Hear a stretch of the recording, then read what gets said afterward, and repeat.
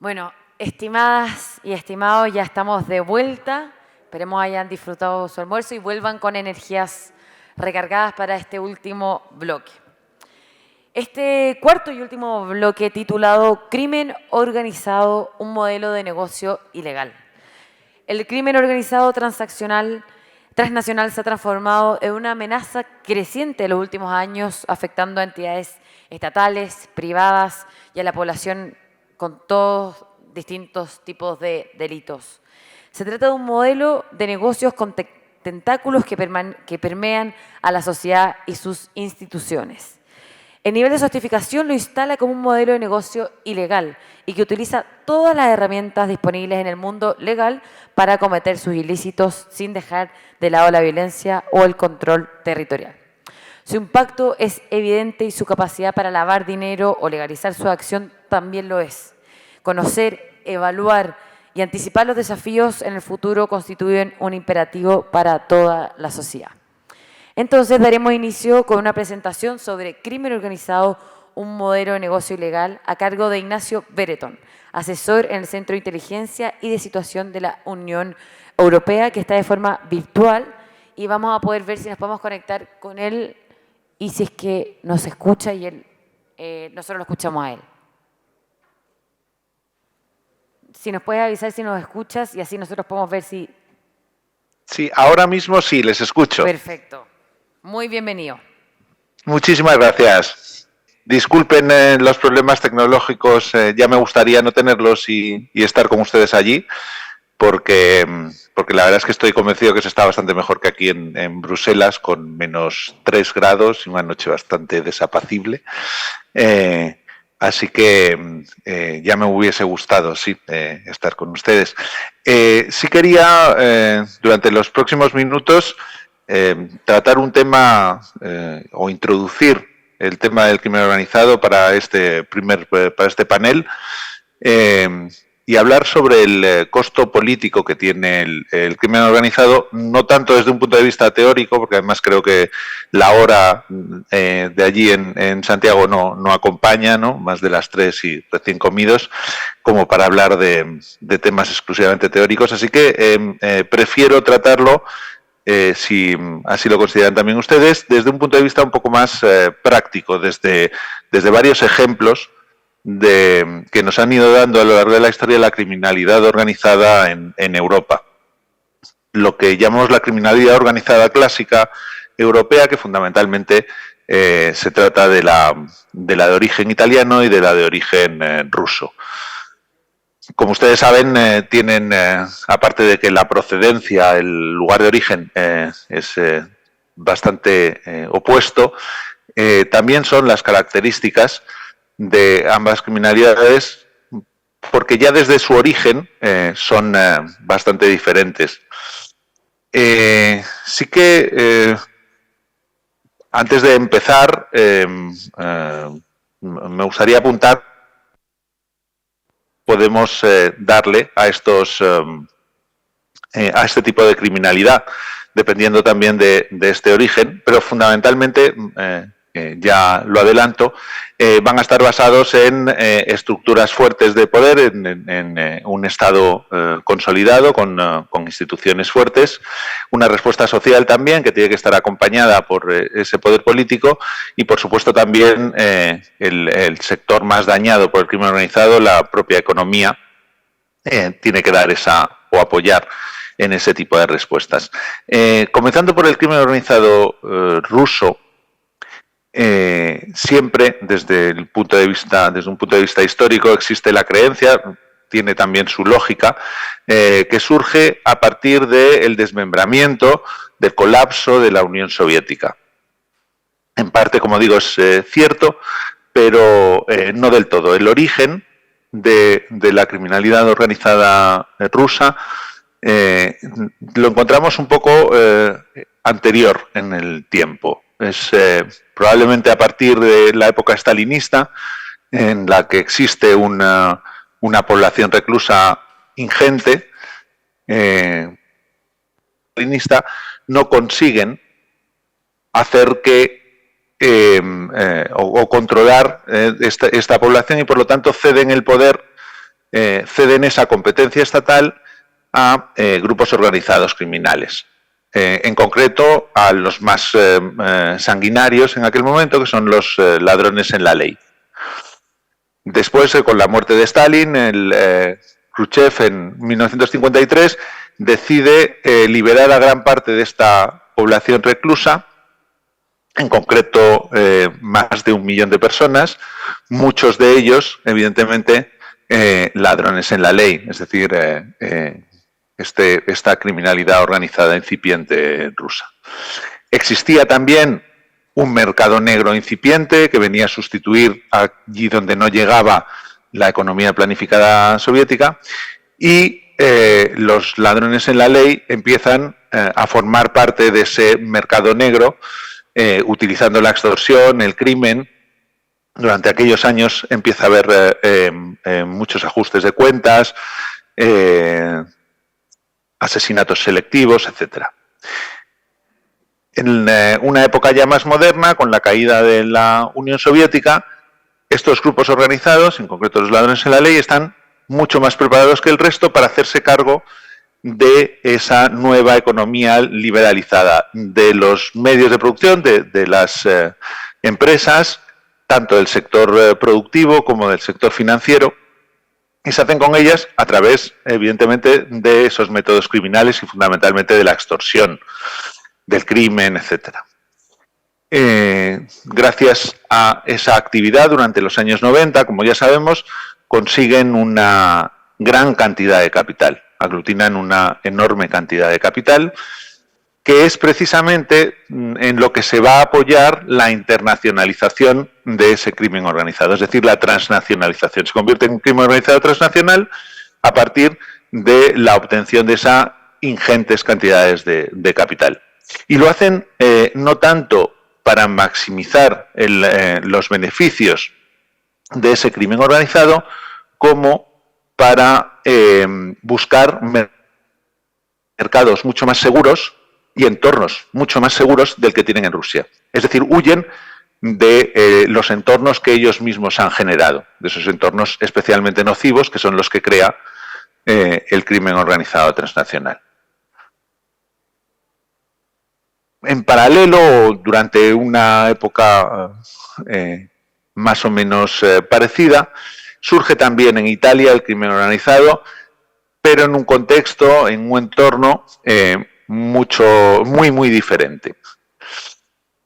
Se trata de clanes familiares que empiezan a operar, sobre todo después de la Segunda Guerra Mundial, en un entorno geográfico además muy localizado, el sur de Italia, muy desfavorecido, que ha sido especialmente dañado por la Segunda Guerra Mundial, en el que los mercados evidentemente no están reglados, existe una economía sumergida mucho más potente que la economía ya aflorada, que la economía que puede controlar el Estado, y de esos ambientes es de los que se aprovecha esos clanes para ir asentando su poder y utilizando los métodos criminales, fundamentalmente también, como en el caso ruso, la extorsión, para hacerse cargo de distintos sectores de la economía, tanto legal como ilegal. El crimen organizado italiano se internacionaliza o provoca esa transnacionalización, no tanto por el capital obtenido, porque no es tan enorme como lo estamos hablando del ruso, evidentemente, estamos hablando de una zona mucho más desfavorecida y con una economía productiva prácticamente nula.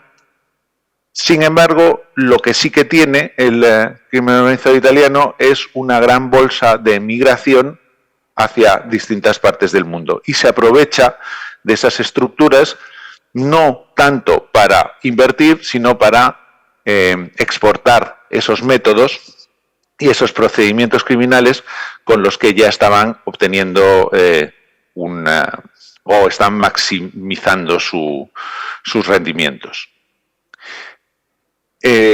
Como ven, estamos hablando de dos tipos de criminalidad muy diferentes en su origen, en sus estructuras y, por supuesto, también en sus fines. Como decía, el crimen organizado ruso se internacionaliza con el objetivo de maximizar lo que ya han obtenido y sobre todo de buscar entornos mucho más cómodos y mucho más seguros. El italiano no, el italiano lo que pretende con la internacionalización es buscar nuevos mercados en los que seguir obteniendo o incluso aumentar y exponencialmente incrementar sus ingresos. Esto hace completamente diferentes también las respuestas de uno y otro y también nos lleva a el segundo aspecto que quería tratar con ustedes, que es los distintos modelos de respuesta. Vamos primero, si quieren, con lo que podríamos llamar un modelo de éxito, que es la respuesta a esa criminalidad organizada, sobre todo la siciliana, la Cosa Nostra, en Italia. ¿Y en qué se basa esa respuesta y ese modelo de éxito? En primer lugar, hay que, lógicamente, rendir tributo, como siempre que se habla de esto, a una persona que es el que inicia, de alguna manera, la respuesta institucional a la criminalidad organizada italiana y, evidentemente, es Giovanni Falcone. El juez asesinado en 1992, durante los años 80, inicia una serie de macrojuicios en los que lleva a prisión a gran parte de la cúpula de la mafia italiana. Esta respuesta, desde el punto de vista institucional, político, se basa en varios pilares, pero fundamentalmente, como digo, es la figura de una persona que intenta y que a través de la tenacidad consigue neutralizar gran parte de las actividades de la criminalidad organizada italiana. Esa respuesta institucional viene también avalada por cambios normativos que son absolutamente fundamentales en cualquier modelo de éxito contra la criminalidad organizada. Esos modelos, evidentemente, tienen que estar basados en tres pilares fundamentales, como son la protección de los testigos, es absolutamente fundamental proteger a todos aquellos que pueden dar esa información que luego puede acabar con los líderes criminales en prisión. Después, tener una metodología, unos procedimientos y sobre todo unas normas que permitan obtener los fondos que tiene la criminalidad organizada, devolverlos a la economía legal, devolverlos al Estado. Y por último, restituir, gracias a ese dinero, a las víctimas. Y no solo a las víctimas, sino a las víctimas reales y también a las potenciales, aquellas que viven en esas zonas que han sido parasitadas por ese crimen organizado. Esa respuesta institucional debe ir acompañada, y en el caso italiano además lo vemos reflejado de una manera muy evidente, con una respuesta social. Se empezó a dar, evidentemente, en Italia esa respuesta gracias a que, con posterioridad al asesinato del juez Falcone, hubo esa respuesta, se acabó con algo que había hecho crecer Bueno, lamentablemente Ignacio estuvo constantemente con problemas de conexión, así que vamos a tener que dejar la presentación de él hasta acá y vamos a tener que seguir ahora con nuestro programa. Y para eso vamos a dar inicio ahora al panel de conversación y para esto vamos a invitar a subir al escenario a los siguientes panelistas. ¿No aparece, cierto? No, ya. Vamos a invitar sobre este escenario al subprefecto Jonifica Méndez, jefe de brigada lavado de activos metropolitana de la PDI, a quien vamos a recibir sobre un fuerte aplauso en este escenario. También vamos a invitar sobre este escenario a Mauricio Fernández, director de la Unidad de Lavado de Dinero, Delitos Económicos, Medioambientales y Crimen Organizado de la Fiscalía Nacional del Ministerio Público de Chile. También vamos a recibir a Jorge Andrés, del Servicio Nacional de Aduanas. Él es ingeniero comercial por formación, con postítulo en Gerencia Pública de la Universidad Católica de Valparaíso, a quien también le damos un fuerte aplauso. También recibimos sobre este escenario a Mauro Pino Molina, teniente coronel de Carabineros, a quien también le damos un fuerte aplauso. Y a cargo de moderar este espacio, invitamos a Guillermo Holtzman, analista político, académico universitario y consultor para este summit. Les volvemos a pedir perdón por las conexiones de internet, pero son razones de fuerza mayor que no podemos controlar. Así que muchas gracias por su comprensión.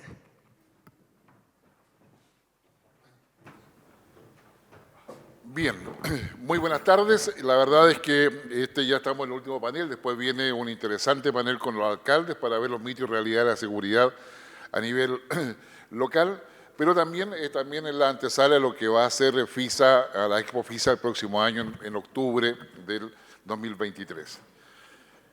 Don Jorge Andrés Tibot, de Aduanas, se acaba de sentar, don Mauro va procediendo a ello, y estamos en condiciones de poder comenzar este panel en torno a lo que es el crimen organizado y el lavado de activos.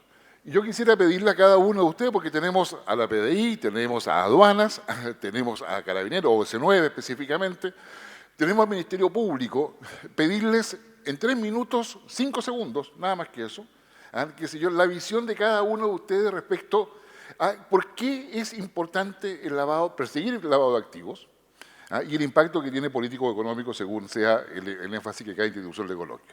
Mauricio, digamos, tú tienes los datos. Bueno, es una pregunta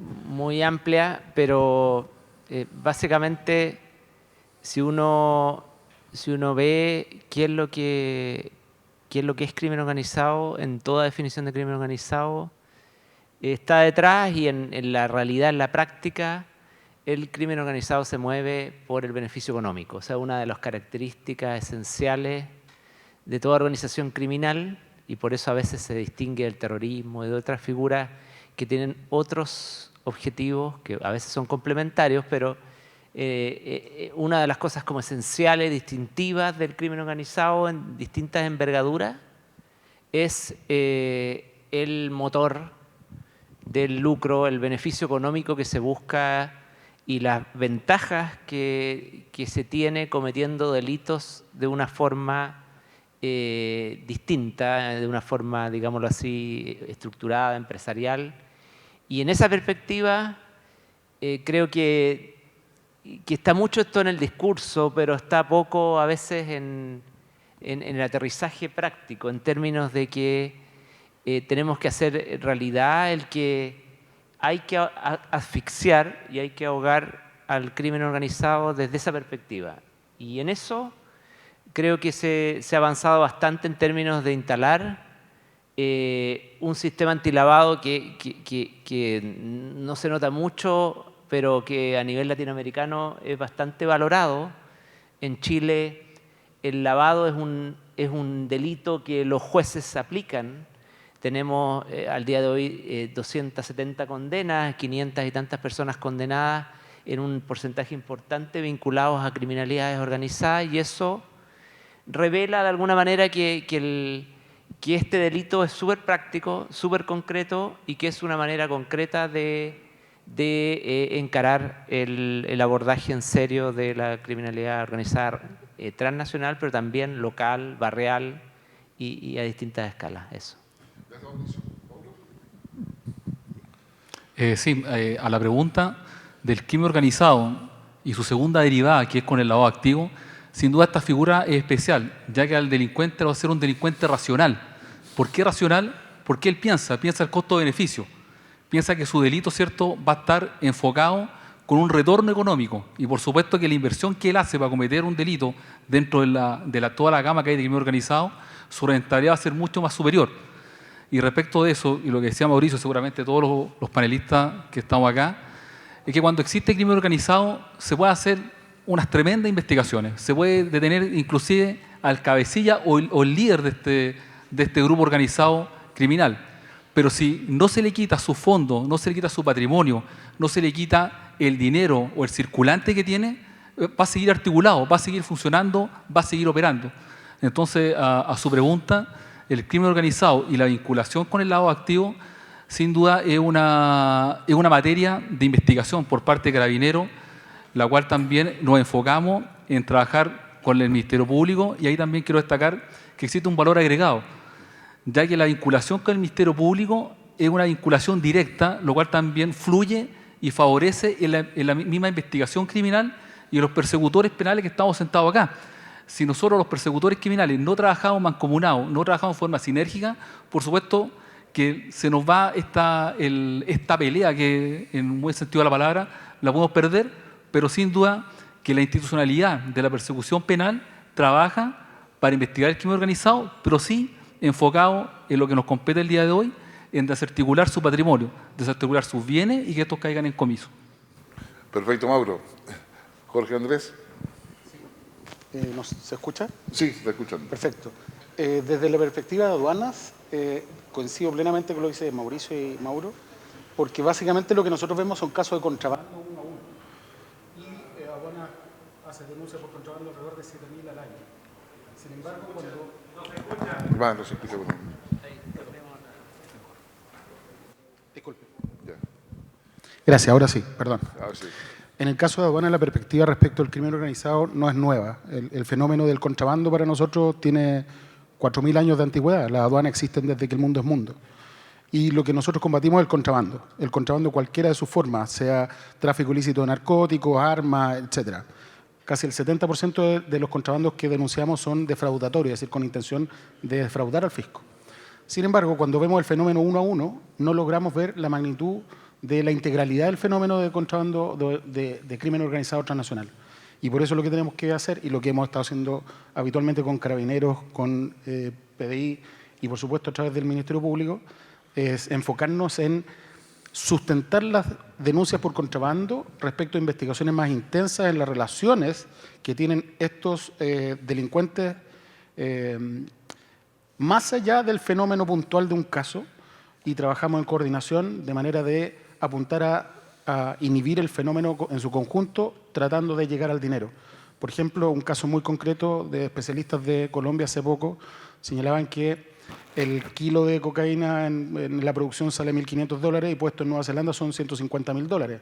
Por lo tanto, un productor de cocaína puede darse el lujo de generar 17 cargamentos de cocaína, perder 16, y con uno que pase está totalmente financiada la operación y sigue siendo rentable.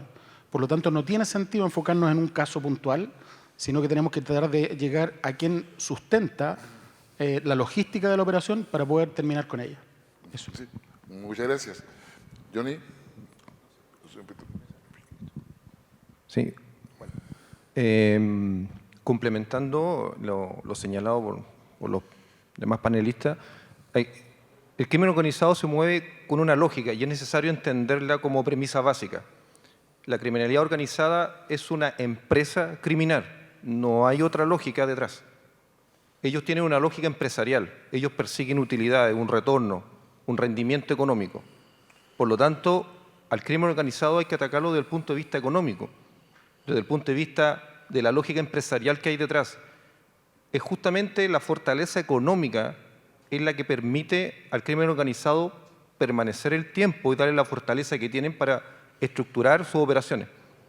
Por lo tanto, si nosotros o los organismos encargados de la persecución solamente desbaratan el crimen organizado atacando el aspecto logístico, el aspecto diario, la verdad es que el resultado va a ser sumamente acotado.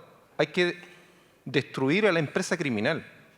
Y la empresa criminal justamente se destruye atacando justamente el aspecto económico que son los bienes. Es en primer lugar la lógica, y esta metodología, la verdad es que está hace muchos años, la rueda está inventada hace rato.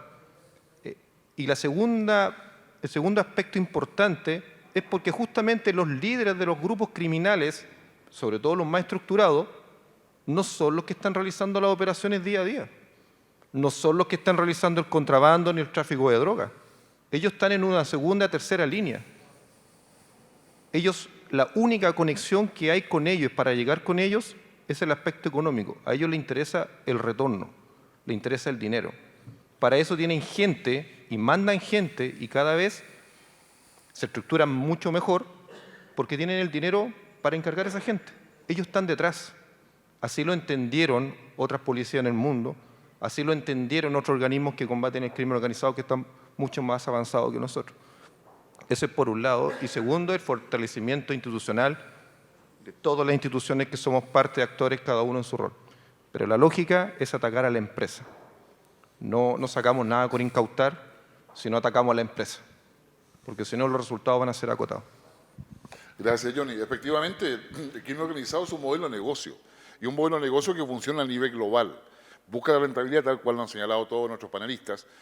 Y eso significa, para poder graficarlo, que si usted compra algo en la calle, digamos, y llega la municipalidad a fiscalizarlo y se lo lleva, no pasa ni media hora y llega un furgón con otro señor que coloca las mismas cosas ahí, y podemos repetir el ejercicio todo el día.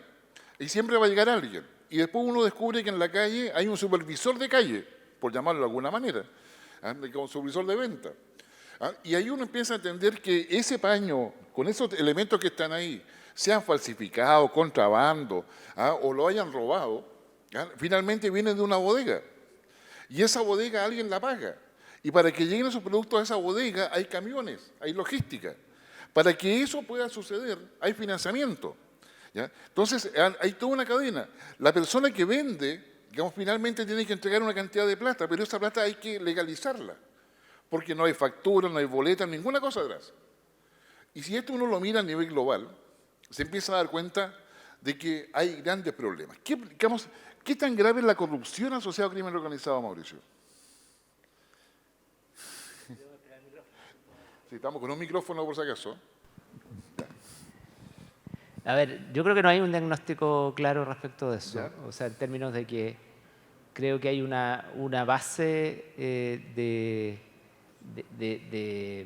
digámoslo así, de corrupción acotada todavía en nuestra realidad. Ese es un juicio un tanto temerario en términos de que no hay mucho estudio sobre eso, pero creo que hay mecanismos que contribuyen a detectar situaciones de ese tipo. O sea, cómo están funcionando los sistemas al día de hoy, los sistemas de detección temprana, de reporte de sospecha, es un mecanismo positivo para llegar a tiempo en términos de detecciones de corrupciones públicas. Creo que el fenómeno es un tema que hay que estar monitoreando y que requiere un cambio de escenario en términos de cómo se enfrenta la criminalidad organizada, pero creo que aún estamos a tiempo de hacer esos ajustes.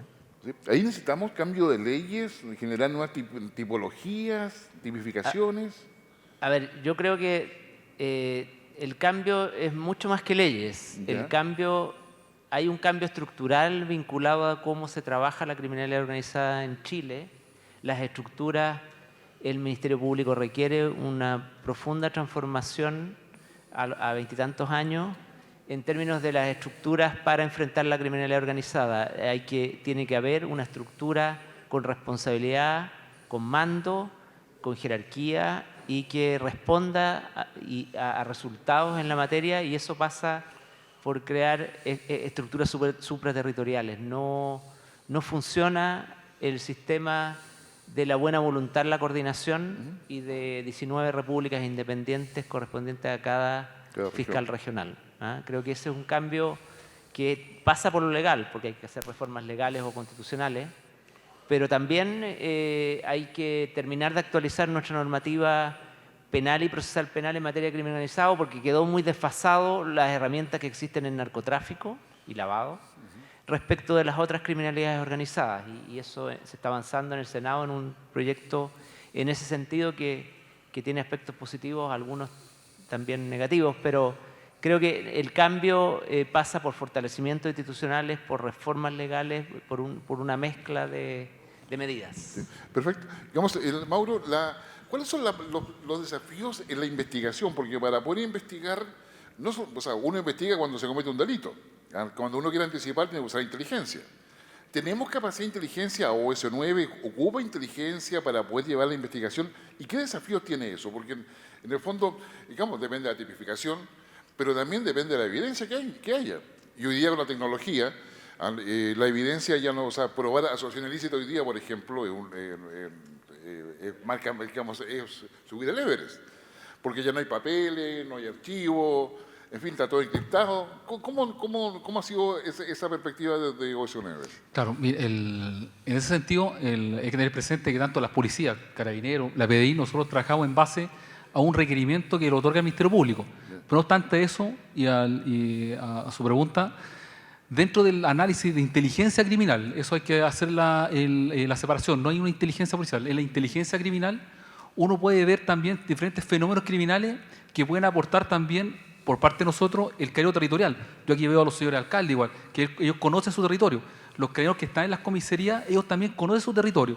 Y muchas veces nosotros, como departamento que investiga el crimen organizado, nos acercamos también a conversar muchas veces con el carabinero si hay algún nacimiento de alguna banda criminal, hay algún nacimiento respecto de ciertos bienes que están adquiriendo personas de un sector poblacional y poder esos antecedentes de repente de oficio poner un conocimiento del Ministerio Público. Pero ¿cuál es la realidad? La realidad es que con la criminalidad y el crimen organizado, todas las investigaciones que se realizan, los esfuerzos investigativos van de la mano también con el lineamiento que nos entrega en este caso también el Ministerio Público. Nosotros reaccionamos a las órdenes de investigar que otorga el Ministerio Público. Pero ¿en qué sentido también vamos a hacer la diferencia?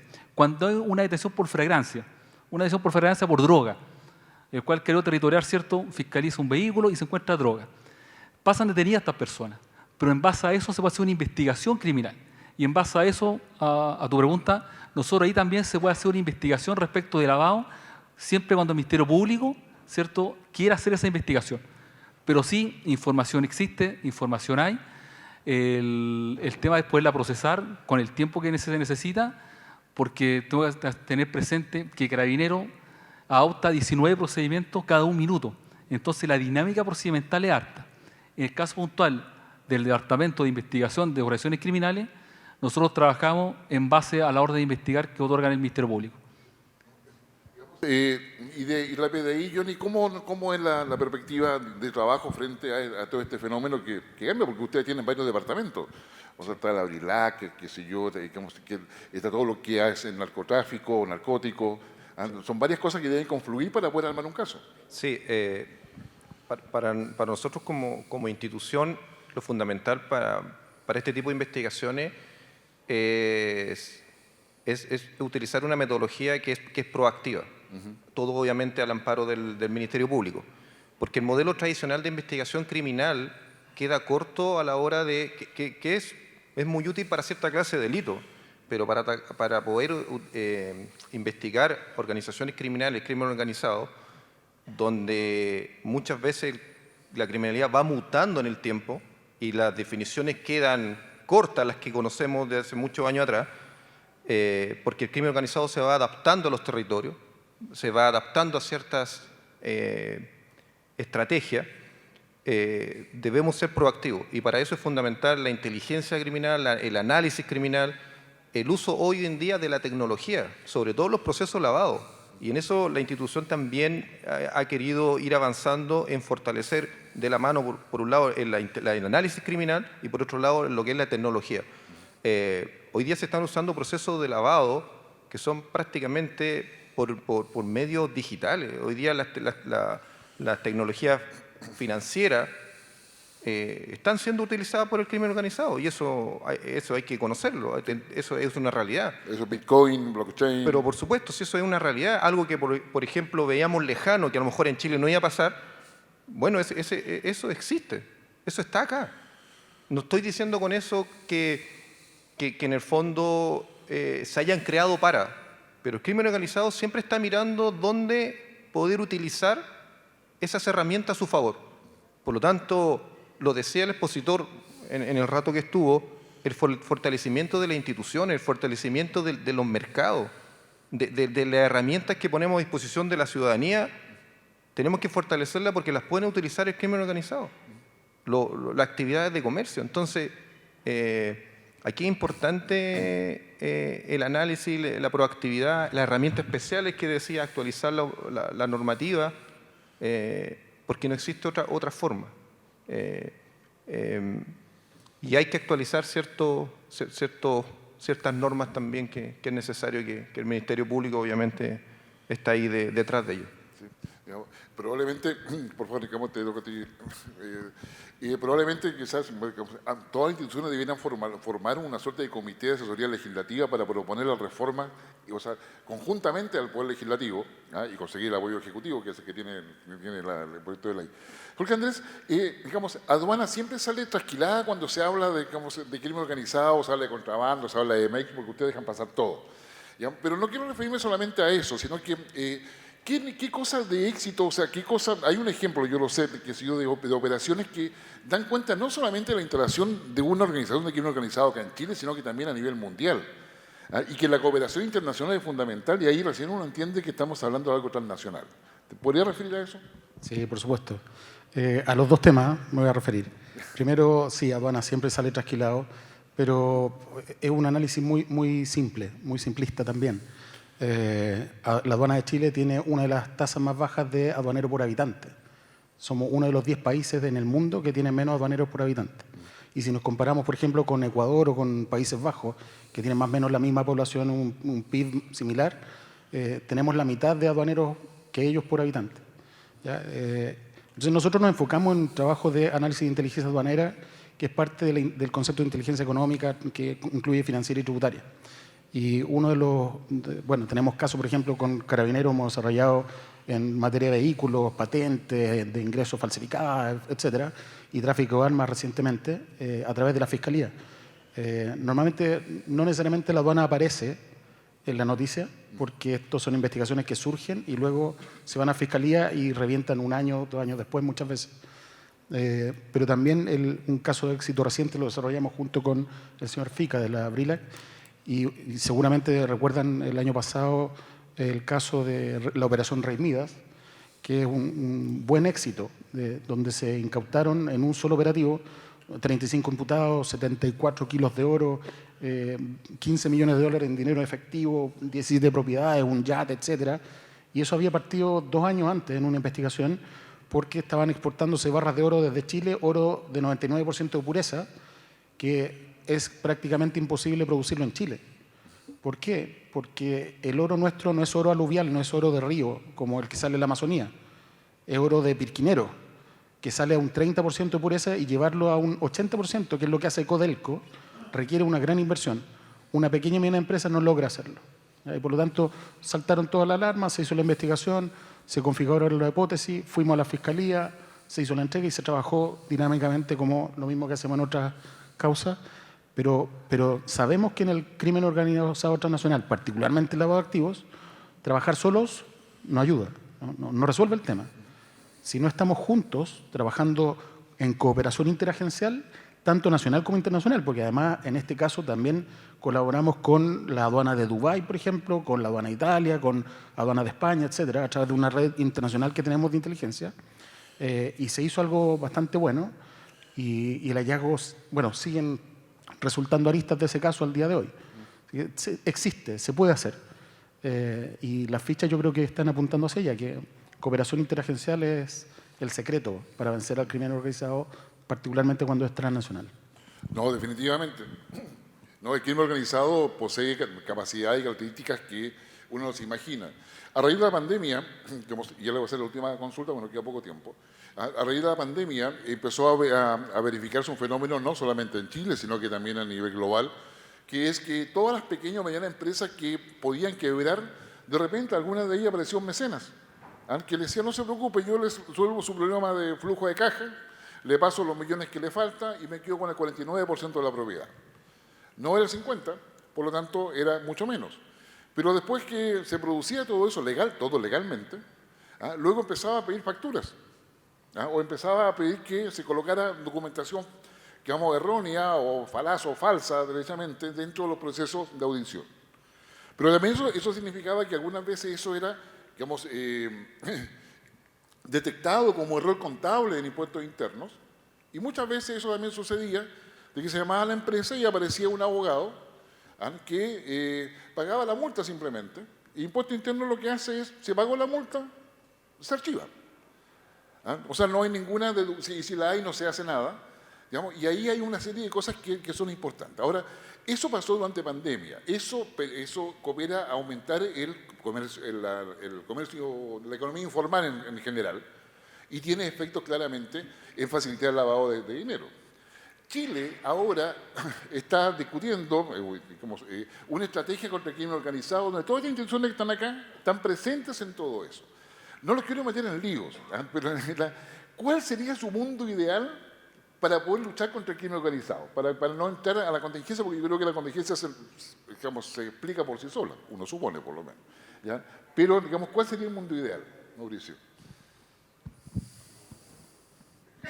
Tú ya algo has dicho. No, o sea, yo creo que el mundo ideal pasa por coordinaciones interinstitucionales operativas, con instituciones fortalecidas en términos de capacidades de investigación conjunta. Creo que pasa por dedicación exclusiva a ciertos temas y por un marco normativo más adecuado para perseguir estos delitos. Creo que eso, en términos centrales, yo creo que es el mundo ideal que se puede lograr de a poco, y se le puede lograr y se logra de repente en ejemplos como los que hemos mencionado en el mundo del lavado. Por lo menos hay un muy buen trabajo interinstitucional, y eso mejora o permite superar ciertas carencias de recursos de repente con el trabajo integrado entre las instituciones sin mezquindad. Eso. Ya, eso no es fácil. Bueno, sin duda, Mauricio dijo unos puntos centrales, que el mundo ideal sería maravilloso, en ese sentido poder contar con ciertas modificaciones que sin duda van a ayudar al investigador criminal para llegar, ¿cierto?, a un mejor resultado investigativo, pero también, y es lo que se da, es una constante, una permanente, que es valor agregado, y yo lo mencionaba en mi primera intervención, que en las instituciones que estamos sentadas acá y otras que faltan también, nos comunicamos y nos cooperamos. Y esa es una realidad en lavado. El lavado, y ahí usted lo señalaba, que todos nosotros estamos sentados en otras mesas de trabajo y se trabaja mancomunadamente para poder buscar la mejor herramienta investigativa y la mejor herramienta de persecución penal para la organización que lava dinero. Y eso son las condenas que mencionó Mauricio. Así que el mundo ideal sería para mí dos enfoques. Una, el tiempo investigativo, que es una investigación de muy largo aliento, una investigación muy técnica, y también, por supuesto, ciertas modificaciones legales que van a coayudar para tener un mejor resultado investigativo. Gracias. Jorge Andrés. Gracias. Voy a agregar a lo que ya he dicho. ¿Ya?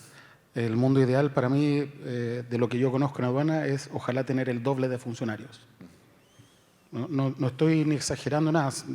El año 90 teníamos 1.200 funcionarios, hoy día somos 1.900. No tiene ningún sentido. El comercio ha crecido 50 veces. No tiene sentido. Yo puedo tener el mejor departamento de análisis de inteligencia, y si tengo que seleccionar operaciones, necesito funcionarios que hagan la revisión. No puedo estar priorizando, mira, voy a dejar de hacer eso porque tengo que fiscalizar este contenedor. Y no tengo funcionarios suficientes, entonces tengo que sacarlos de un turno para que vayan a asistir una operación porque está seleccionada, priorizada. No tiene sentido eso. Y suscribir, por supuesto, que teniendo esos recursos, la cooperación interagencial es fundamental. Nos ha dado excelentes resultados, tal como señalaba Mauricio, en distintos aspectos. Creo que combatir el crimen organizado transnacional pasa por esa piedra de tope. Colaboración interagencial, nacional e internacional. Ahí está el secreto. Johnny. Sí, bueno, sumarme a eso y solamente haciendo un punto a lo que señaló. El lavador de activos es el mejor pagador de impuestos. Así es. Así que desde el punto de vista tributario probablemente a la primera mirada los van a ver súper bien, no los van a detectar. Está dispuesto a asumir un costo que está calculado, incluso el 20%, contar de lavar el 80%.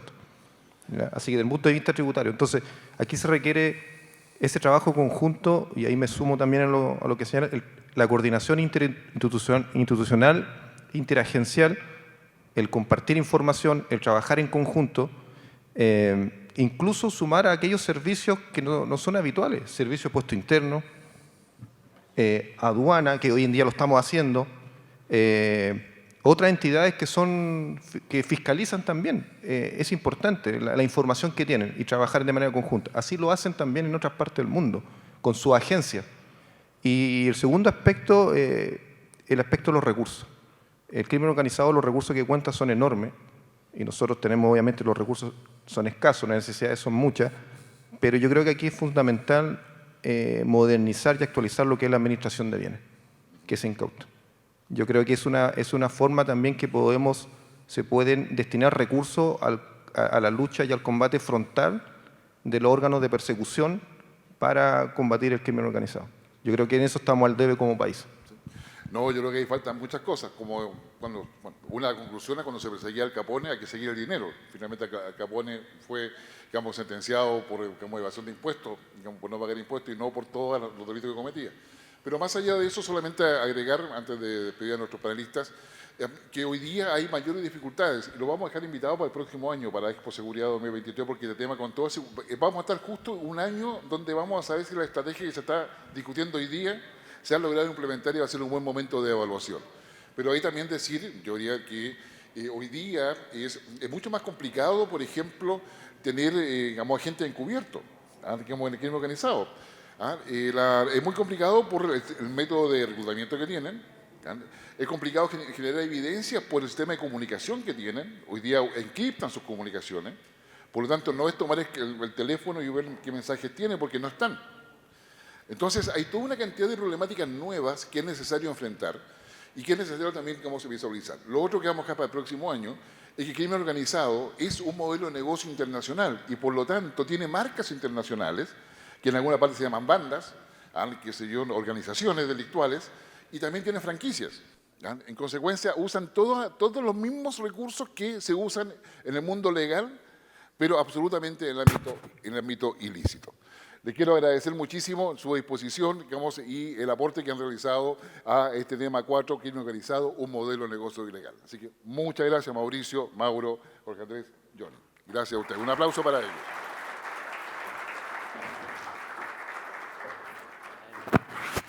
Muchas gracias.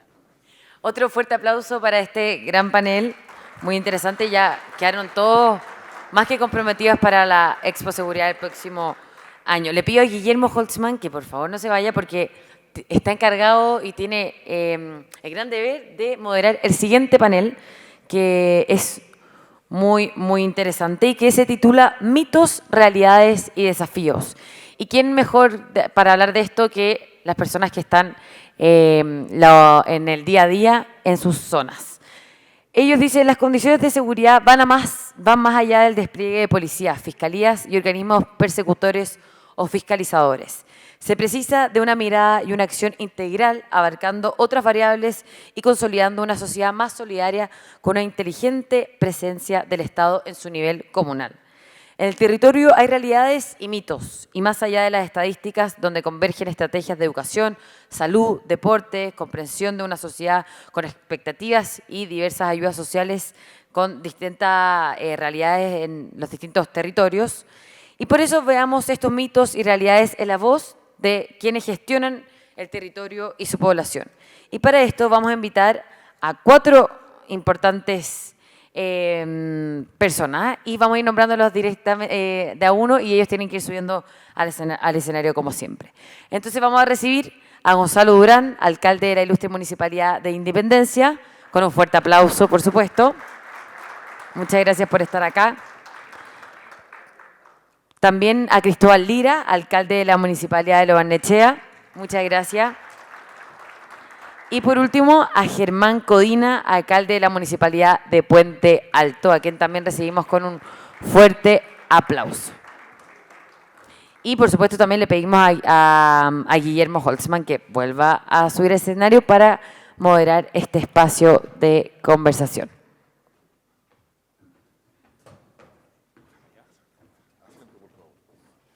Lo presento como Germán Codina, Rodolfo Carter, por si no se conocen. Bien, vamos a este último panel de esto, lo que ha sido la jornada. Espero que haya sido enriquecedora para todos ustedes. Pero vamos a ver lo que es los mitos y realidades de los municipios, porque hay municipios que son emblemáticos, hay municipios que tienen un cierto, yo diría, sello. Entonces, yo me atrevería a decir, digamos, excusamos ya a Rodolfo Carter que no pudo estar, agradecemos a ustedes que han podido venir con nosotros. Yo creo que Rodolfo Carter se quedó manejando una patrulla de la entrega que hizo en la mañana Carabineros, el gobierno de Carabineros allá en la Florida. Yo pregunté de parte de Argentina.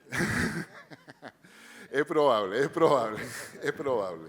Bien, empecemos. Una de las cosas nosotros, con toda la información que se recoge para hacer este tipo de eventos, hay evidencia respecto a lo que realmente sucede o no. Por ejemplo, los Barnechea, con todo lo que son los portonazos, los delitos, qué sé yo, que lo han bajado, y tienen todo un sistema además de seguimiento, me ha tocado verlo, de cámaras para poder saber qué pasa. ¿Qué hay de mito y realidad de los Barnechea respecto a los temas de seguridad? Y no solamente pensando en delitos, por favor. Sí. ¿Se escucha ahí? Sí. Muchas gracias. Muy buenas tardes. Yo quisiera partir unos minutos, ¿no es cierto?, hablando de la realidad nacional que tenemos de la delincuencia, digamos, porque a nivel nacional estamos hablando de que los delitos del STOP de Carabineros, ¿no es cierto?, que son los delitos de mayor connotación social, han aumentado un 47%, en la región metropolitana un 42%, y en el caso nuestro, que no estamos ajenos también a vivir aquí dentro de la región metropolitana, un 28%. Bastante mejor, pero lo más terrible es el nivel de temor que ha llegado a un nivel ya absolutamente récord de más del 20%, 22%, más alto que en los últimos 22 años, y esto ha hecho cambiar los hábitos de los habitantes de la ciudad. Se han restringido libertades individuales, ¿no es cierto? Porque el 75% declara haber dejado de ir a ciertos lugares por temor. El 71% ha dejado de salir a ciertas horas por temor. El 59% ha reforzado la seguridad de su casa. Entonces, no estamos frente a un tema menor, es un tema que está afectando a la población en forma muy grave. Y por lo tanto, uno se pregunta, bueno, ¿y qué es lo que hacemos nosotros, los alcaldes, digamos? Porque somos los que estamos más cerca, son los que nos piden la cuenta, donde los vecinos nos exigen seguridad. Sin embargo, no tenemos todas las atribuciones, ¿no es cierto?, que tiene el gobierno o la autoridad central. Nosotros en Los Barnechea hemos implementado un sistema de gestión. Y yo quisiera rápidamente decirlo, ¿no es cierto?, porque hemos tenido buenos resultados. Hoy día tenemos 116 delitos por cada 100.000 habitantes, lo cual es la tasa más baja de delitos de las comunas urbanas de la región metropolitana. Es decir, estamos en el nivel más bajo. Y uno se pregunta, ¿cómo lo hemos hecho? ¿Cómo se hace una cosa así? Básicamente, lo que usted decía, la información. Nosotros tenemos la posibilidad de captar esa información porque estamos en el territorio. Captar dónde suceden los delitos, a qué hora, en qué lugar, cuál es el modo operandi, qué información tenemos de las víctimas, qué de los victimarios, etcétera, digamos. Esa información no sirve de nada si no la procesamos, si no llegamos a concluir alguna cosa que nos permita al día siguiente decir vamos a ir a patrullar a ese sector porque ahí es donde van a suceder los delitos hoy día. Un poco de inteligencia de observar esto. Pero también uno dice necesitamos la fuerza, necesitamos la policía. Todos sabemos lo que ha ocurrido con las policías, ¿no es cierto?, que obviamente se han centrado mucho en el orden público, han estado disminuyendo la cantidad de personal en las comisarías y por lo tanto tenemos hoy día una realidad completamente distinta en número de efectivos de lo que teníamos antes y tenemos mayor crimen. Y por lo tanto hemos tenido que suplir al Estado en ese aspecto y crear nuestras propias guardias municipales, nuestra propia seguridad municipal. Eso tampoco es suficiente porque lógicamente que no podemos poner una persona en cada esquina. Por lo tanto tenemos que ayudarnos con otras fórmulas, con la tecnología. Y hemos implementado un sistema tecnológico que realmente hoy día nos permite saber quién entra a la comuna, quién sale de la comuna, placas patentes, nos permite tener cámaras, drones, globos, de forma a tener todo más o menos grabado y todo observado, ¿no es cierto?, en línea. Pero también todo eso no funciona si no existe una coordinación con las policías existentes. Y esa policía, ¿no es cierto?, lo que hacemos nosotros llegamos muy rápidamente porque tenemos un número de patrullas muy grande de seguridad ciudadana, de seguridad de los Barnechea, pero lo que hacemos, ¿no es cierto?, es que estamos tremendamente coordinados con las policías y le avisamos lo que realmente es relevante para ellos. No todos los casos, no tienen que ir a todos los lugares, sino que van a lo que realmente es relevante, donde hay que tomar detenido a alguien, etc.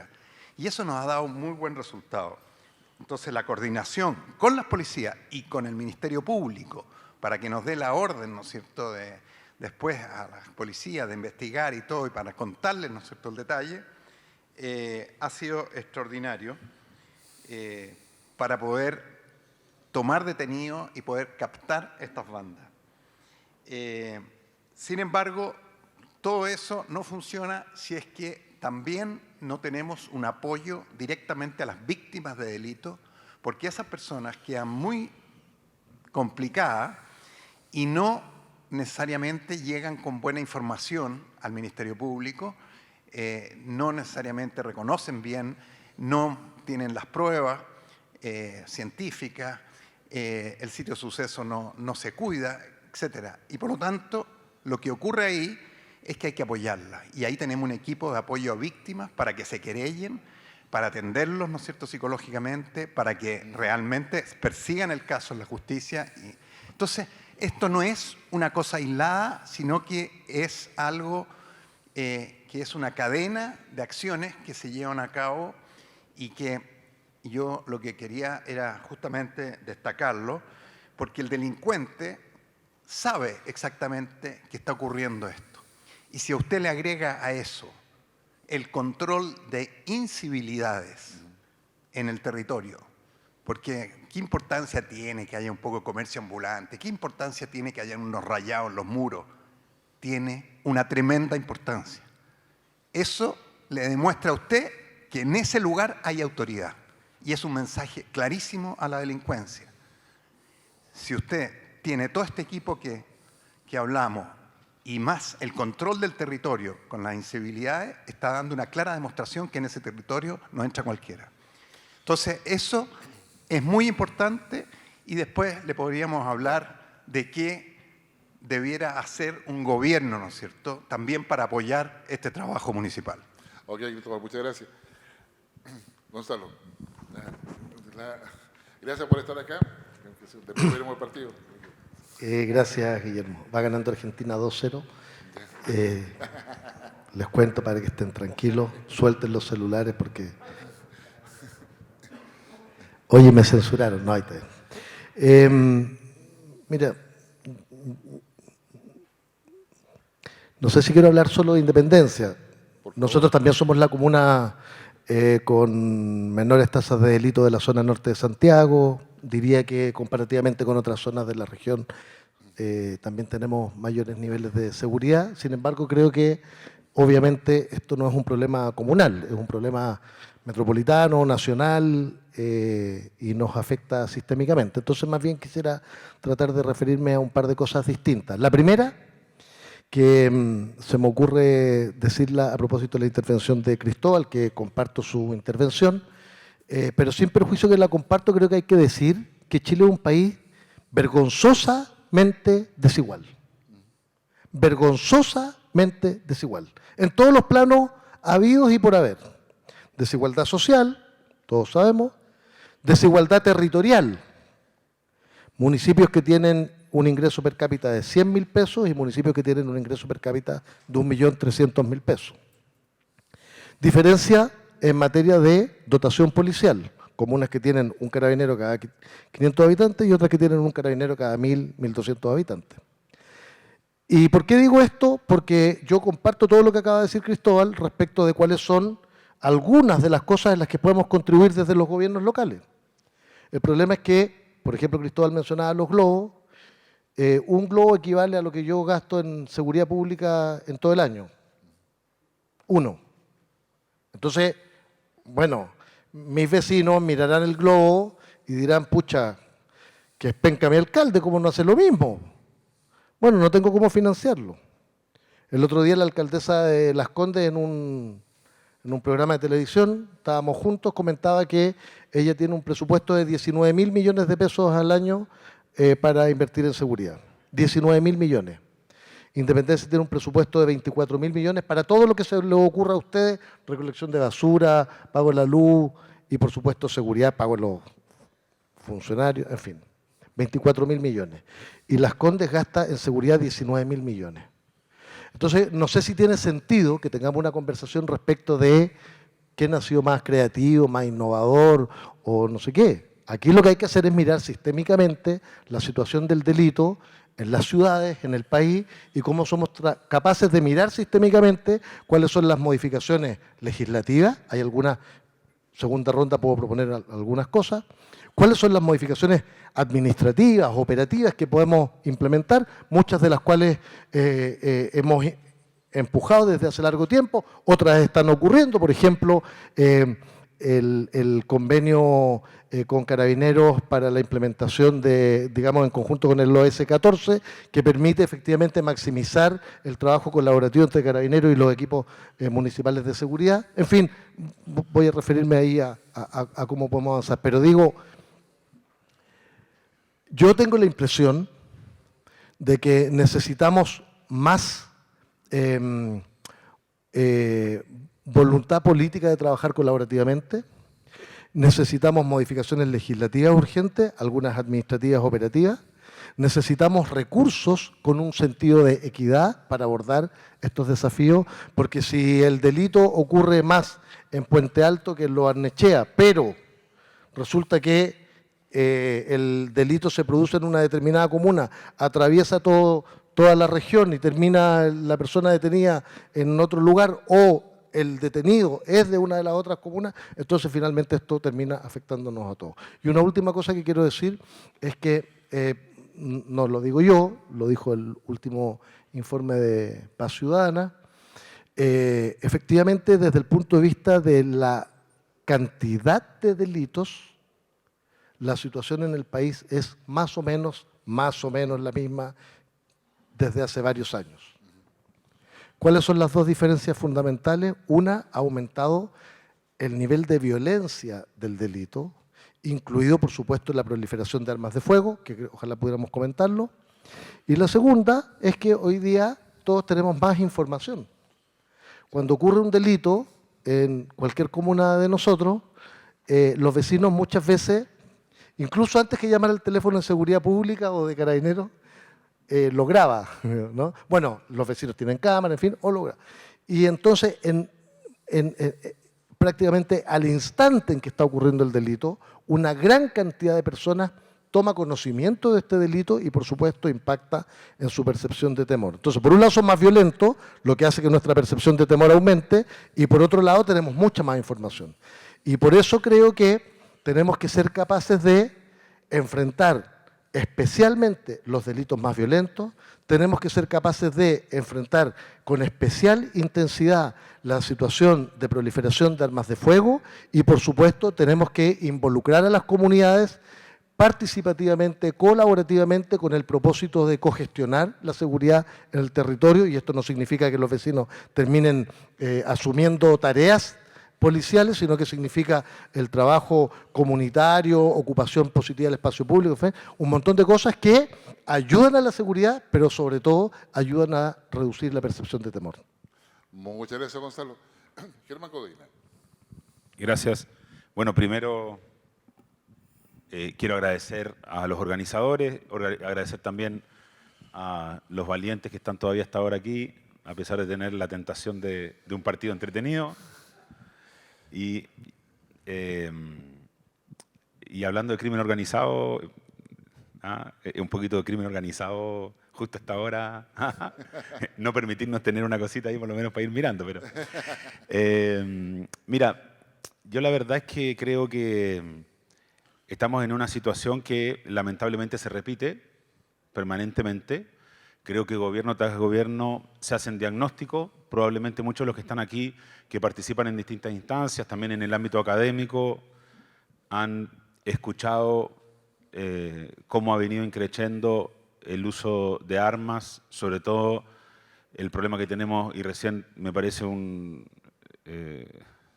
algo que hay que resaltar, el reconocimiento de aduanas con relación a la escasa capacidad que tiene de control de nuestra frontera, una de las fronteras más largas del mundo y uno de los países que menos personal tiene para efectuar el control.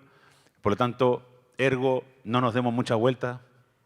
Es evidente que te vas a filtrar por todos lados en la frontera, sobre todo cuando tienes bandas que tienen gente que incluso la mandan a abrir su sucursal, ¿no es cierto? ¿Ya? Ahora se exportan sucursales de crimen organizado. Entonces, ahí tienes todos los que cada semana van saliendo, los que están de moda, ¿no es cierto? Si son de Venezuela o son de México y otros países. Entonces, creo que somos una sociedad que lamentablemente, no sé por qué nos cuesta tanto tomar decisiones rápido. El sistema político es un sistema político que hace agua por todos lados. ¿Ah? Tanto así que la misma ciudadanía, el 80% le exigió al sistema político un cambio profundo, y así todo, después del rechazo, ¿no es cierto?, de un mal proyecto, se demoraron 3 meses en llegar a un acuerdo base para abrir un nuevo proceso. Entonces, cuando tú dices necesitamos un estatuto de protección de las policías, todavía está en el Congreso. Cuando tú dices necesitamos perfeccionar una ley contra el armamento ilegal que está dando vuelta, hoy día, sin ir más lejos, en 2 comunas de Santiago, en ferias navideñas, ¿verdad? Personas recibieron impactos de bala. Y así como eso está pasando todos los días. Ayer o antes de ayer este problema que hubo del baleo a un vehículo y fallecieron asesinados 4 personas que pueden haber estado involucradas en delitos, pero yo creo que ya cuando el enfrentamiento es entre bandas es un reflejo claro de que el Estado de Derecho no es el que está controlando el territorio, el que está controlando el territorio son las bandas criminales y la pésima noticia es que lamentablemente en nuestro país terminan actuando las instituciones solo frente a escándalos muy grandes y por lo tanto siento que todavía falta mucho, ¿verdad?, para que se produzca de verdad una coincidencia de intereses y también coherencia política. Y lo dije hace algún tiempo atrás, cuando uno escucha, por ejemplo, decir vamos a perseguir el dinero al mismo presidente de la República. Y hace 5 años atrás me acuerdo que planteé también en un seminario la necesidad de instalar en Chile la extinción de dominio que se había instalado en Colombia para enfrentar a Escobar y todas las secuelas de Escobar. Y todavía en Chile seguimos discutiendo de si vamos o no a hacer la extinción de dominio. Cuando en Chile decimos, y nos sorprendemos todos los días que en la tele dicen, desde la cárcel controlan el crimen. Y resulta que te falta solamente colocar el inhibidor de señal en la cárcel para que no puedan comunicarse por celular. Y dice, ¿qué pasa que no se ponen en las cárceles los inhibidores de señal? Entonces, hasta que no agarremos en serio el tema y estemos dispuestos a tomar decisiones complejas, creo que vamos a tener que todos los días estar enfrentando situaciones muy difíciles frente al crimen organizado y el narco, que además, les cuento un caso muy puntual. Un día una dirigente social, hace 3 semanas atrás, viene a una de las audiencias, le llaman audiencias, son reuniones, pero le llaman audiencias las personas, y me dice, alcalde, ¿sabe qué? Debo 350 lucas en el almacén de la esquina porque yo cuido a mis nietos, los tengo por tuición, puestos a cargo mío. ¿Verdad? Y usted me dice, me entenderá que cuando mi nieto me pide un yogurcito, ¿ya?, y necesita alimento, yo voy fiando. Y ya no me quieren fiar más. ¿puede la municipalidad darme un subsidio para pagar esa deuda? Y si no puede, me dijo, no se preocupe, porque igual, usted sabe, los contactos que uno tiene, el narco del barrio, ya me ofreció pagarme él la cuenta, pero yo no quiero deberle el favor. Fíjate la manera de ir construyendo lealtades y comprando silencio. ¿Ya? Y eso pasa hoy día en Chile. Entonces, nosotros como municipio también tenemos nuestra central de cámara, compramos nuestras camionetas de seguridad, tenemos otras que logramos a través de fondos externos, y hace un mes atrás le planteé al Consejo Municipal comprar cuarteles móviles para que Carabineros pudiera salir al territorio junto a unas motos y los drones, porque tenemos un serio problema que está pasando en la región y en todo Chile de robos en los paraderos, en la mañana y en las tardes. Cuando la gente sale a trabajar hay mucha gente que la roban en el paradero. Y además el tema de los portonazos, los abordazos y el uso de áreas verdes con otros fines que no son la entretención sana o la distensión familiar. Votaron en contra por ir en contra de lo que el alcalde plantea. ¿Ya? Hasta que la ciudadanía informada de esto los fue a encarar. En el último consejo votaron a favor de la compra. Entonces, hasta que no dejemos de lado las ideologías, ¿ya? Y si bien es cierto, Carabinero ha tenido momentos muy complejos, la verdad es que también hay que brindarle un apoyo a las instituciones policiales. ¿Ya? No, obviamente, apoyos para que actúen al margen de la ley, ni del respeto de los derechos humanos, por cierto. Pero uno tiene que tener claro que en la medida que sigamos socavando la institucionalidad y que no logremos trabajar en conjunto todas las instituciones y solo juguemos a echarnos la culpa unos a otros, esto va a seguir exactamente igual. Y perdonen que sea tan claro para decirlo, pero es que son muchos años y que he visto que esto, me acuerdo que al principio, hace 20 años atrás, el problema era que no podíamos instalar los fierros curvos en los juegos de las plazas porque los usaban para hacer armas hechizas. ¿Se acuerdan? ¿Ah? Entonces tuvimos que empezar a instalar perfiles cuadrados. Y empezó a ir increciendo todo esto. ¿Y por qué? Porque hay cosas que están sucediendo que no se están poniendo atajo. En los municipios hemos pedido atribuciones. ¿Cuánto tiempo hemos pedido atribuciones y cuánto tiempo hemos pedido distribución equitativa de los fondos, de los recursos que hay? Todos estos años venimos diciendo, señores, alguna atribución. ¿Saben lo que nos mandó a hacer la Contraloría? Retirar todos los guardias que teníamos en plaza, porque como no tenemos planta municipal para contratarlos, ¿ya? Los tuvimos que contratar a honorario. Entonces nos dijeron, no los puede tener contratados porque es una función de carácter permanente. Y los honorarios son solo para funciones esporádicas. Así que, alcalde, para que no lo tengamos que sancionar, termine su programa de plaza segura. Y tuve que sacar todos los guardias de las plazas y dejar solo la camarita en la plaza que la monitoreamos desde la central de cámara. ¿A ti te parece lógico en un país que se está ahogando en la delincuencia?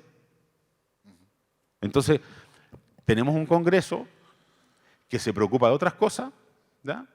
Y cuando los municipios hemos ido a la Comisión de Seguridad de la Cámara, Gobierno Interior y todas las demás, incluso siendo presidente de la Asociación Chilena de Municipalidades, pedimos más atribuciones, por lo menos en este ámbito. Incluso es más, dijimos, ya, ¿no quieren redistribuir los recursos?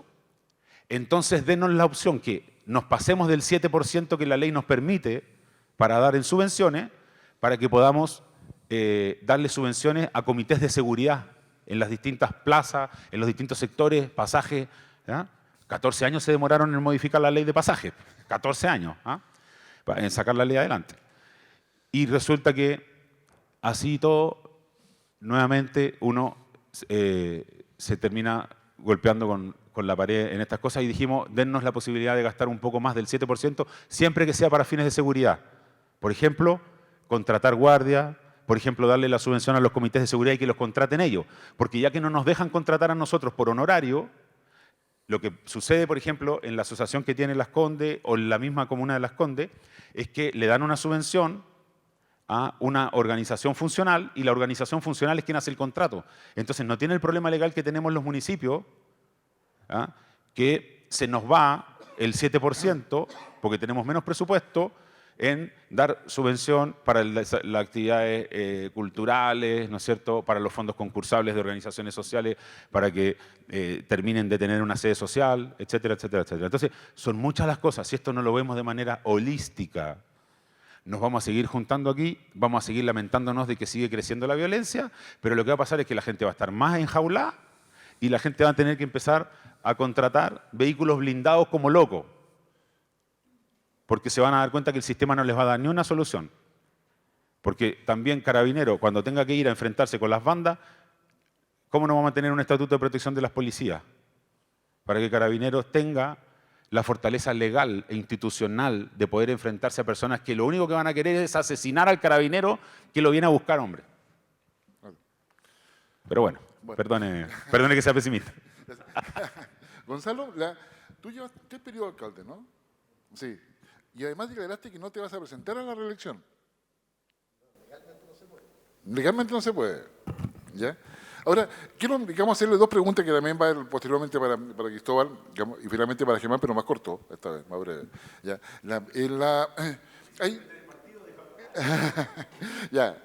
Yo creo que hay 2 cosas que me llaman la atención. Uno, ¿cuál es la perspectiva? Porque yo creo que Independencia, en cierta forma, ha dado paso importante. No solamente preocuparse de la persecución, o sea, de la ley y el orden, que es un poco lo que han hablado los 3 ahora, sino también está preocupado de pavimentar veredas, calles, luminaria, hacer el entorno. La pregunta es, ¿ha cooperado eso las condiciones de seguridad? ¿Lo han medido ustedes eso de alguna forma? Esa es una primera pregunta. Y la otra, ¿qué reformas legales? Porque tú hablabas de reformas legales y administrativas. ¿Cuáles serían las principales?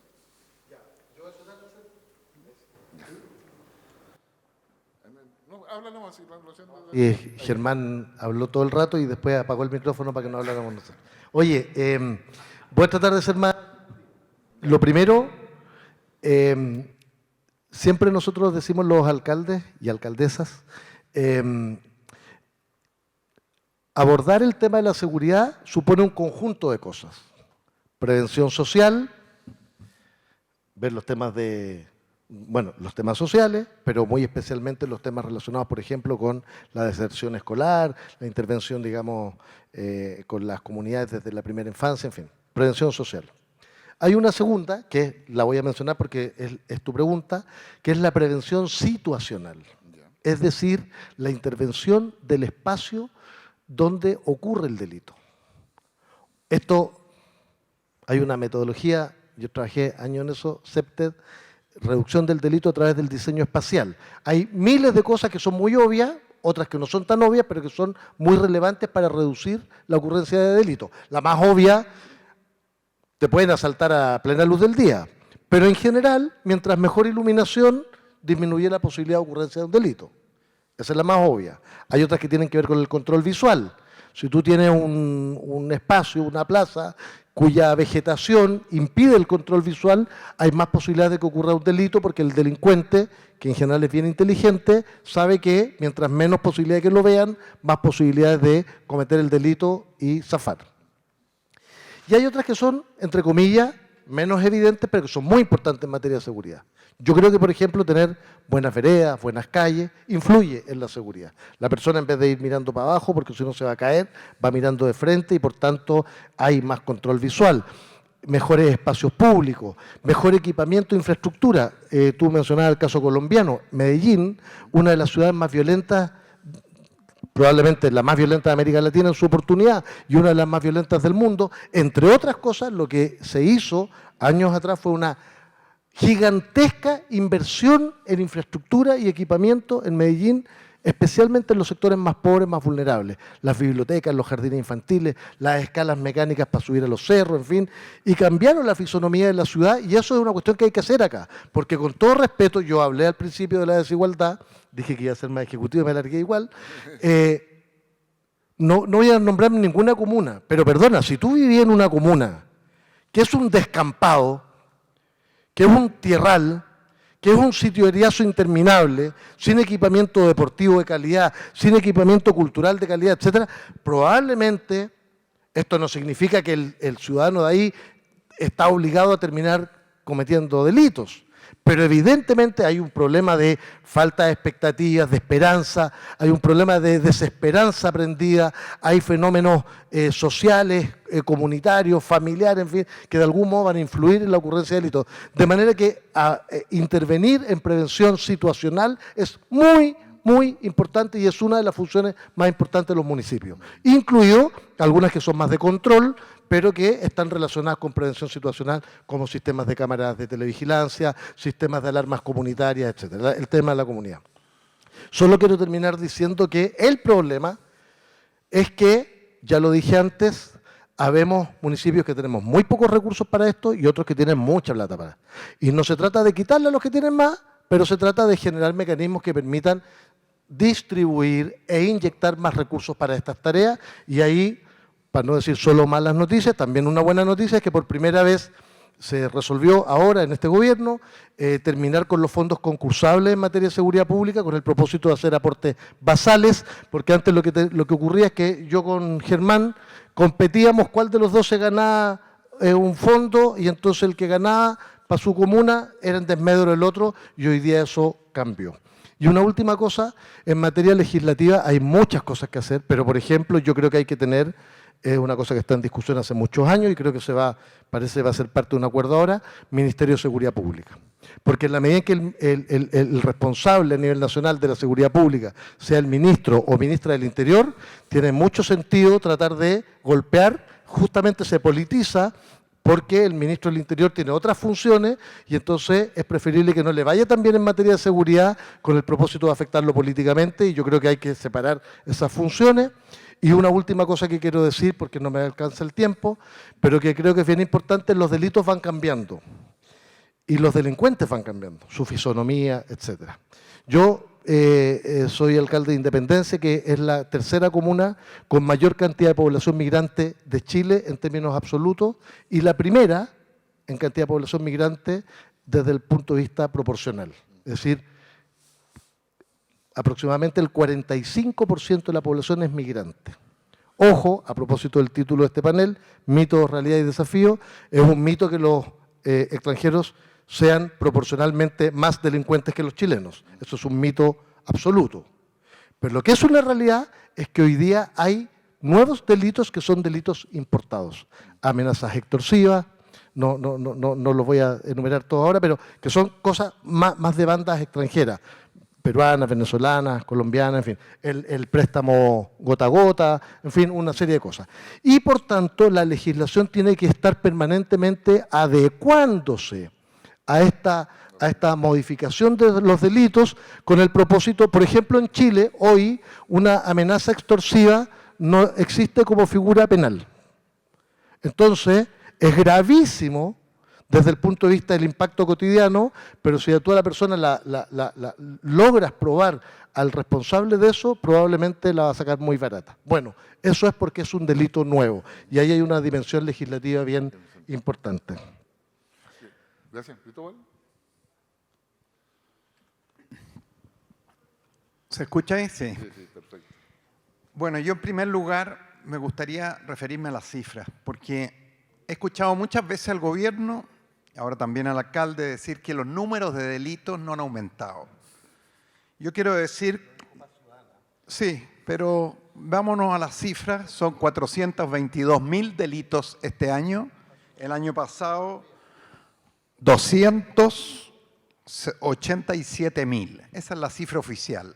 Aquí hay un crecimiento de un 47%, o sea, la mitad más de delitos. Partamos de la base, porque si el gobierno parte diciendo que realmente estamos en la misma situación delictual, lo único que ha cambiado es la agresividad, no, eso no es verdad. Aquí han aumentado los delitos y ha aumentado la agresividad. Las dos cosas son muy importantes aclararlas para que partamos de un diagnóstico correcto, porque si no vamos a llegar a una solución incorrecta. Así que aterricemos primero la realidad. Segundo, yo he estado 2 veces en el Ministerio del Interior en este gobierno. En ambas veces he ofrecido todo el apoyo, no de recursos, de una gestión. Hagamos una gestión municipal, hagamos una gestión de alcaldes. ¿Por qué? Porque los alcaldes son los que están más cerca del territorio, son los que más saben dónde están ocurriendo los delitos y quiénes son los que lo están cometiendo. Conocen la realidad y además son los más exigidos por parte de sus vecinos. Por tanto, ¿por qué no juntamos a varios alcaldes y hacemos una estrategia? Y no hay nadie que tenga más recursos que ustedes. El gobierno, no hay nadie que tenga tantos recursos como para poder distribuir en seguridad a las distintas comunas. Yo no digo solamente esto se puede hacer en las comunas, no, me refiero, hay que entregarle recursos a las comunas que no los tienen para que armen un programa de seguridad como los que tenemos en las comunas que sí tienen recursos. Y las comunas nuestras no son más fáciles. Nosotros tenemos un 30% de población vulnerable, tenemos además grandes botines, hay casas, ¿no es cierto?, que son atractivas para robar, son casas que normalmente los fines de semana las dejan vacías, porque la gente sale, por lo tanto son más fáciles como blanco. Tenemos un gran mercado de droga, porque hay plata para comprar droga, por lo tanto, los grandes traficantes de droga, ¿a dónde van? A las comunas donde hay recursos para comprar droga. Y eso lo estamos viviendo nosotros. Tenemos grandes narcotraficantes que no vive ninguno en la comuna, sino que nos proveen de fuera, contratan personas en la comuna y abastecen a la comuna de droga. Entonces, no es una cosa ni más fácil, porque tiene más recursos, nada. Lo único importante es lo que le hemos dicho al gobierno.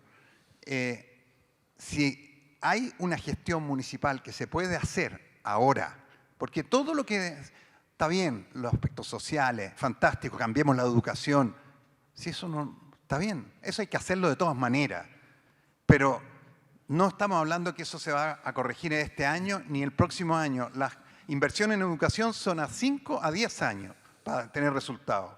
Por lo tanto, si queremos controlar la delincuencia hoy día, veamos qué mecanismo es efectivo.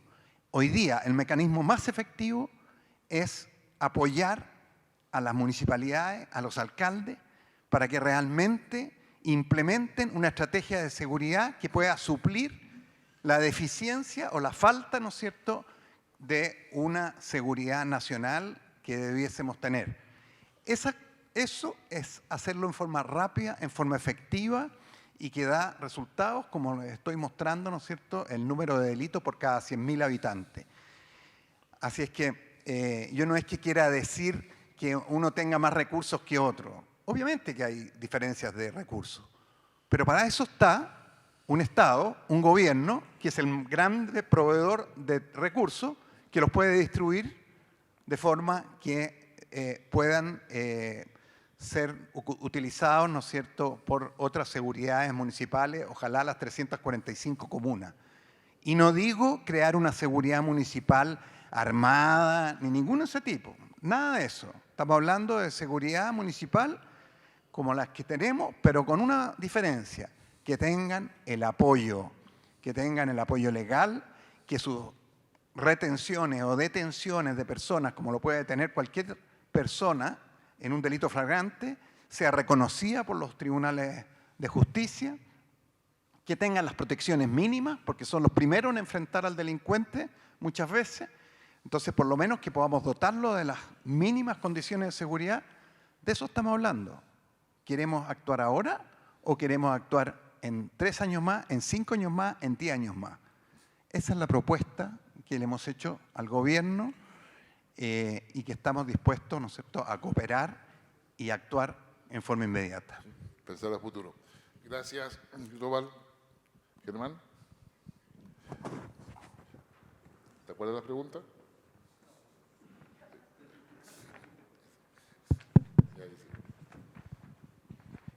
Bueno, yo no me quiero seguir dando vuelta más o menos lo mismo. No sé, Guille, si tú tienes algún tema en particular que quiera, porque yo igual comparto la opinión de ambos colegas. Sí, me interesa un poco ver los mitos y realidades de Puente Alto. Puente Alto es una de las comunas más populosas, define elecciones, de hecho, para decirlo en términos políticos, que sé yo, digamos, no es un tema menor, pero los mitos y realidades porque ahí está Bajos de Mena, hay varias poblaciones que siempre fueron emblemáticas, ¿Tú ya vas en tu segundo o tercer periodo de alcalde?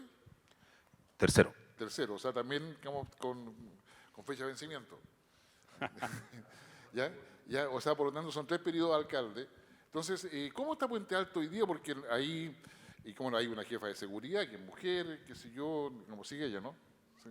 ¿Por aquí está? Por ahí está, ya. Entonces tenemos una serie, hay una serie de características. Entonces, ¿cuáles son los mitos y realidades? O sea, como Gonzalo cuando llegó a Independencia era sucio, por eso iba la pregunta. Cristóbal, digamos, nos dijo ahora, 30% de población vulnerable, de allegados que llegaban ahí, y toma de terreno inicialmente, en fin, hay toda una historia también en lo Barnechea que no ha sido fácil. O sea, el punto de mitos y realidades es que no todo es ley y orden. Digamos, no todo es carrota y zanahoria, porque tiene que haber un acompañamiento alrededor de eso. ¿Cómo ha sido la experiencia en Puente Alto?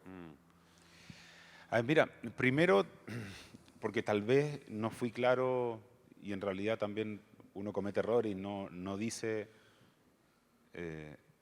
algunas cosas porque las da por conocidas y después se olvidan porque uno no las dice. Cuando tú observas las tasas de delitos en la región metropolitana, nosotros, a pesar de ser la comuna más poblada y que si tú hablas de la cantidad de delitos, muchas veces obviamente vamos a puntear en todo en general, ¿ya? Cuando tú observas las tasas, nosotros no somos de las primeras comunas en tasas ya de delitos. Primero digo eso porque cuando escucho lo que dice Cristóbal, lo que dice Gonzalo, también hay comunas que han sufrido mucho la estigmatización. Pero quiero hacer la aclaración de que creo que justamente hay tanta gente buena, trabajadora y que es honesta, a pesar de muchas veces ser pobre, que eso te demuestra que la pobreza no es sinónimo de delincuencia, ¿ya? Y quiero ser bien claro porque a veces, incluso cuando se habla mucho de las desigualdades, se da por hecho como que esas desigualdades justificaran otras situaciones y no es así. La gente lo que sí quiere, y al tiro te voy a hablar de las microrealidades, ¿no es cierto?, es que su esfuerzo sea justamente reconocido y que obviamente también el Estado, creo yo, no los ahogue en burocracia. Y creo que tenemos un Estado tremendamente burócrata. Tenemos un Estado que hoy día incluso no tiene la modernización como un objetivo y eso es muy peligroso. Y se visualiza también en los microbarrios, porque cuando alguien habla de Bajos de Mena, el Estado ineficiente, ¿ya?, y el Estado sin sentido, lo que hizo fue construir departamentos tras departamentos sin servicios públicos, sin tampoco servicios privados, porque no tienes una sucursal bancaria para 150.000 habitantes. Para que te hagas una idea, Vitacura, que tiene muchos menos habitantes que Bajos de Mena solamente, que es una parte de Puente Alto, tiene muchas calles de ingreso y salida. Bajos de Mena en realidad tiene una sola calle que la conecta con el centro de Puente Alto, que es Avenida Izaguirre, ¿ya? Entonces, después se hizo el acceso sur, la carretera, y dejaron al sector como todavía más cerrado, aunque le hicieron algunas pasadas por abajo de la carretera para salir por el otro lado. Entonces, un gran proyecto que tuvimos que pelear mucho tiempo fue que se abriera otra avenida que conecte el centro de Bajos de Mena con el centro de Puente Alto, ¿ya?, y que se está construyendo. Fue un tema que se adjudicó antes del cambio de gobierno y producto de la pandemia no se pudo comenzar la ejecución de las obras, pero ya se está trabajando. Entonces, así como eso, el tema de la discusión de que llegara al metro, ¿ya?, y me molestó en su momento algunas apreciaciones súper clasistas, discriminadoras de algunas personas, de no podemos poner el metro en Bajos de Mena porque lo van a rayar, lo van a echar a perder, al final va a ser la estación como la oveja negra, ¿entendido, no? Entonces, me molesta mucho todas esas apreciaciones, porque lo que yo veo es gente que a veces viaja hasta 2 horas para llegar a trabajar en la mañana y 2 horas para llegar de vuelta a la casa, y así todos le cumplen a los hijos y tratan de cumplir en todo. Entonces, cuando tú ves que esos 150.000 habitantes no tenían comisaría, ¿ya?, y tuvimos que discutir, yo no sé si es prudente contarles por qué no querían instalar la comisaría en Bajos de Mena. Lo podríamos dejar para otra reunión tal vez, pero yo debiera decir por qué no. Estamos en confianza. Ya, sí, claro. Y al final logré, me acuerdo, ¿se acuerdan aquel tropiezo que tuvo Piñera? Que logré atajarlo aquella vez. ¿Sí? Muchos me empezaron a conocer en ese momento. No sabía la gente que yo había sido 4 años concejal y había trabajado 8 años en la Dirección de Desarrollo Comunitario en el territorio, con las organizaciones sociales, en el tema de seguridad, en el tema de vivienda y todo. Entonces, me acuerdo que cuando el presidente se repone, yo aprovecho un poco que todavía estaba mareado y le digo, presidente, ¿me puede acompañar a donde queremos hacer la comisaría en Bajos de Mena?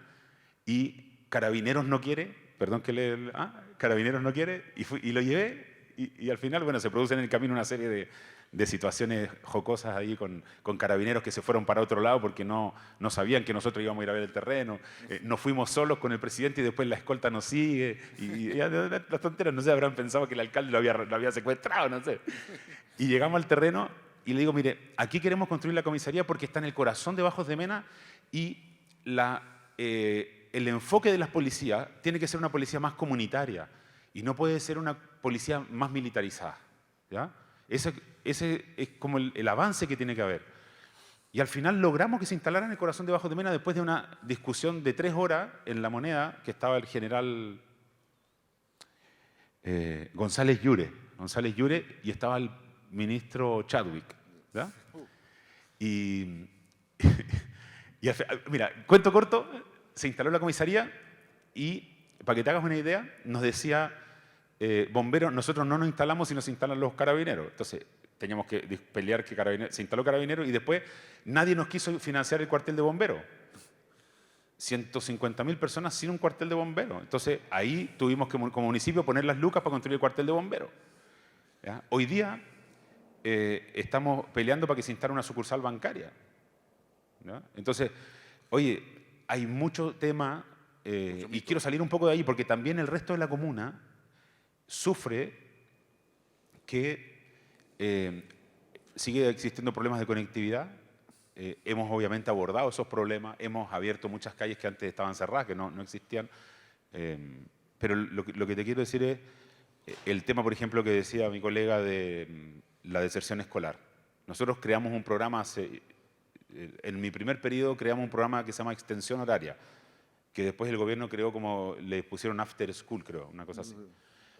4 a 7. Entonces, oye, actividades deportivas, artísticas, culturales. Y tenemos miles de niños que a las 3 de la tarde, en vez de quedar pateando piedras o a disposición de que alguien los quiera llevar a el atractivo de la carrera criminal y todas las cosas, tienen la posibilidad en los colegios, mientras sus padres trabajan, de permanecer en un lugar acogedor, cariñoso, que además les brinda un espacio de formación. Entonces, esos son programas clave. A mí me extraña mucho, pero me extraña profundamente que en Chile todavía no se genere un programa universal de extensión horaria y que dependa de si el municipio o el alcalde de turno tiene la disposición o los recursos para hacer este programa. Esas son cosas que tú dices, cuando tenemos un país que tú tienes 2 líneas, la prevención, y una vez que ya tienes bandas criminales, tienes que ser muy punitivo, tienes que buscar, ¿no es cierto?, y perseguirlo con fuerza, pero también tienes que seguir con la prevención. Entonces, a mí me impresiona cómo hay cosas que son evidentes y que son fáciles de hacer, porque ya está la experiencia instalada en muchos sectores. Sin embargo, todavía tienes que esperar de que alguien decida si va a hacer un concurso para financiar estas cosas, ¿ya? O alguien lo va a colocar en algún programa de gobierno para desarrollarlo, ¿no? Entonces, junto con la extensión horaria, están obviamente actividades territoriales, hemos fomentado mucho el deporte, fomentado obviamente también la instalación de apoyos a carabineros en temas de cámaras de seguridad. O sea, de hecho, cuando asumí como alcalde, mi gran discusión, porque el CEPTED, ¿ya? La prevención del crimen a través del diseño medioambiental, que está la Macarrao, con todo eso, trabajaban en Puente Alto y siempre mi discusión con mi colega que me precedió, con el Cote, era que él era muy partidario del CEPTED, pero no de la presencia del equipo municipal, ¿ya? Porque, claro, como los municipios nunca han tenido muchas atribuciones, siempre en el mundo de los alcaldes se habló, en algún momento, de que estábamos asumiendo una responsabilidad que no era nuestra, ¿ya? Esto, digámoslo así, súper francamente. O sea, había una gran discusión entre los colegas hace 15 años atrás, ¿ya? De por qué le vamos a hacer la pega al gobierno, primero si no tenemos las atribuciones ni los recursos, y después más encima le van a echar la culpa a los municipios de los problemas de seguridad, siendo que ni siquiera existe la figura legal de guardias municipales. Para todos los que están aquí, no existe en la ley orgánica constitucional de municipalidades, ni en ninguna ley la figura de guardias municipales. O sea, todo lo que se hace son inventos, ¿ya?, que se acomodan según la legislación. ¿Estamos? De hecho, ya, con esto termino porque te veo desesperado por el tiempo. Tenemos un serio problema para poder proveer seguros y poder proveer apoyos a los funcionarios, ¿entiendes?, que están en estas funciones. ¿Y para qué vamos a hablar? Si bien es cierto, uno no dice, no vamos a crear, no creemos policías municipales. A ver, los funcionarios que hoy día estuvieron en riesgo, ¿ya?, en la feria, y a los que le pudieron meter el balazo eran funcionarios municipales. Y esos funcionarios municipales no tienen nada para defenderse. Entonces, yo sí creo que hay que darle atribuciones a los funcionarios municipales, por lo menos para que podamos tener personas que estén dispuestas a ir a hacer la pega. Porque el problema que vamos a tener es que en algún minuto va a haber una migración enorme, va a haber un desincentivo perverso, porque mucha gente no va a querer cumplir las labores de seguridad si tú no le brindas el apoyo legal para hacerlo. Y ahí estamos en un punto crucial en Chile. Así es, así es. Germán, Gonzalo, Cristóbal, muchas gracias para quedarse conversando. Ustedes llegaron como si hubiesen venido un matinal, así, con todo el punch. Pero la verdad es que agradecemos muchísimo la sinceridad y el aporte de visiones, como municipalidades que escogimos dentro. Lamentamos que Rodolfo Carter no haya podido estar porque es otra comuna también emblemática dentro de Santiago y que muestra las realidades y también nos deja en evidencia aquellas cosas que son mitos, como se ha podido aprender de las palabras de cada uno de ellos, y las realidades y los desafíos.